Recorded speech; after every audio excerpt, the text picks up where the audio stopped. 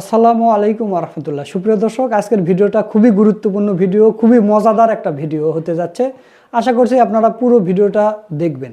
তো দর্শক, সর্বপ্রথম আপনাদের একটা ভিডিও দেখাতে চাই, সেটা হলো যে বিএনপির একটা ইফতার মাহফিলের ভিডিও। তো চলুন আমরা ভিডিওটা দেখি।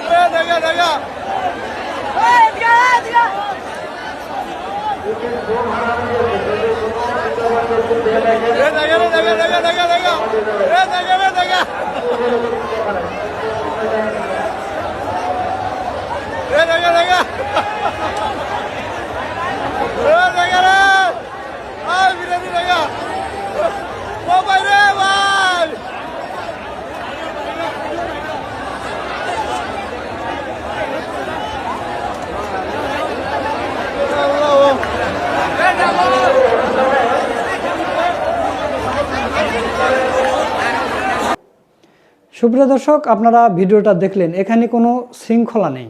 আপনারা দেখলেন এখানে কি শুধু বিএনপির নেতাকর্মীরা এসেছে? না, সমাজের গণ্যমান্য ব্যক্তিবর্গদের দাওয়াত দেওয়া হয়েছে। তার ইফতার মাহফিলে আসছে, অনেককে প্যাকেট দিতেই পারেনি।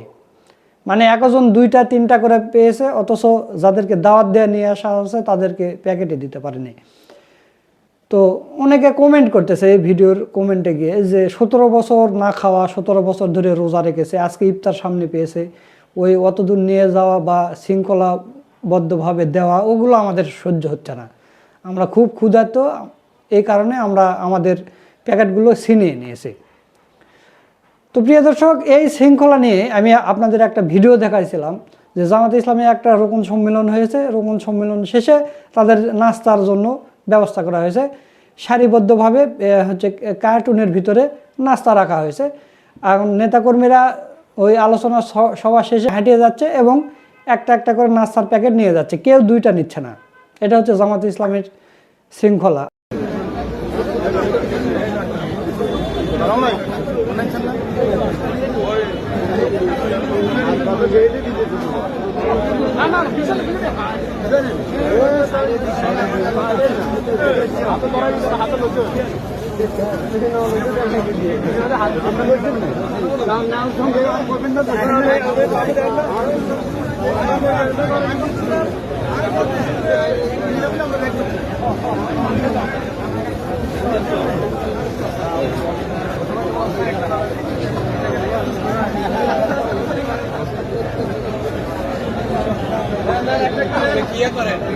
আমরা ক্যামেরা নাস্তা লোন ভিডিও করি, আমরা নাস্তা লোন ভিডিও করি, আমরা দুগাল করে যাই। হ্যাঁ,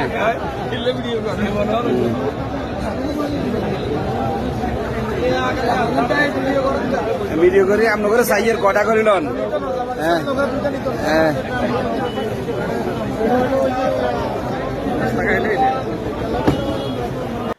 তো প্রিয় দর্শক, নরসিংদীর যে আলোচিত ঘটনা, তরুণীকে ধর্ষণ করে হত্যা করা হয়েছে, তো সেই নুরাকে কিন্তু গ্রেপ্তার করেছে। আপনারা দেখেন যমুনা টেলিভিশনের নিউজ। কিশোরী আমেনা হত্যা মামলার প্রধান আসামি কিশোরী আমেনাকে ধর্ষণের পর হত্যা করেছিল। 1-2 মাইল রাস্তা আমরা দৌড়ে আমরা তাকে গ্রেপ্তার করতে সক্ষম হয়েছি। উপযুক্ত বিচার হবে এই প্রত্যাশা আমি জানাচ্ছি। গণমাধ্যম কর্মী আপনারা যারা এখানে আছেন, আপনারা যেমনটা দেখেছেন, আমরা কিন্তু গত 2-3 দিন ঘুমাইনি। তো যে সময় আপনারা ফেসবুক পোস্ট করতে ব্যস্ত ছিলেন, সেই সময় আমরা ব্যস্ত ছিলাম তাকে খুঁজে বের করার কাজে। অবশেষে আলহামদুলিল্লাহ আমরা তাকে খুঁজে বের করতে সক্ষম হয়েছি। এই নুরাকে যে বাঁচাতে চাইছিল বিএনপির ইউপি সদস্য, তার একটু দাঁড়িয়ে আছে। তো ওই নেতাকে আবার জামাত সাজিয়ে বিএনপির ছাত্রীরা অনলাইনে প্রচার করতেছে জামাত নেতা গ্রেপ্তার। সুপ্রিয় দর্শক, এরা যতই মিথ্যাচার করুক, জামাতে ইসলামীকে এরা দমাতে পারবে না ইনশাল্লাহ। আল্লাহ যদি ইচ্ছা করে জামাতে ইসলামী এমনি উপরে উঠে যাবে। আপনারা স্ক্রিনে একটা ফটোকার্ড দেখেন যে ছাত্রদল নেতার নেতৃত্বে যুবদল নেতার পায়ের রক কেটে হত্যা।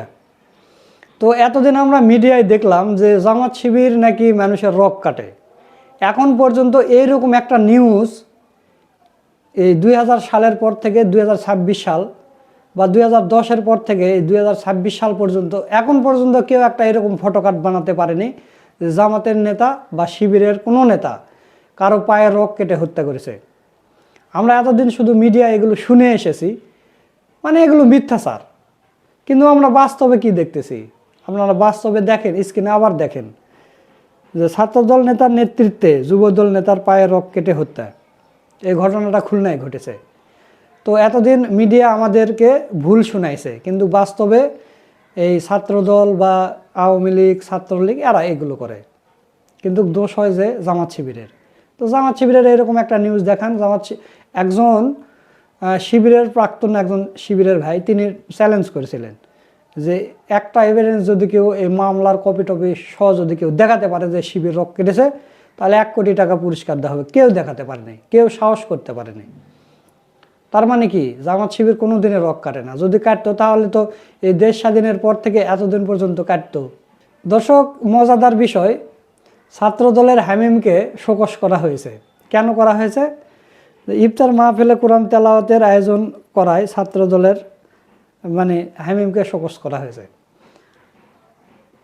আপনি ছাত্রদল করবেন বা বিএমপি করবেন, সেখানে আবার কোরআন তেলাওয়াতের আয়োজন করবেন, আবার আব্বাসীকে নিয়ে আসবেন, এটা তো বিএমপির সংবিধানে নেই বা ছাত্রদলের সংবিধানে এগুলো নেই।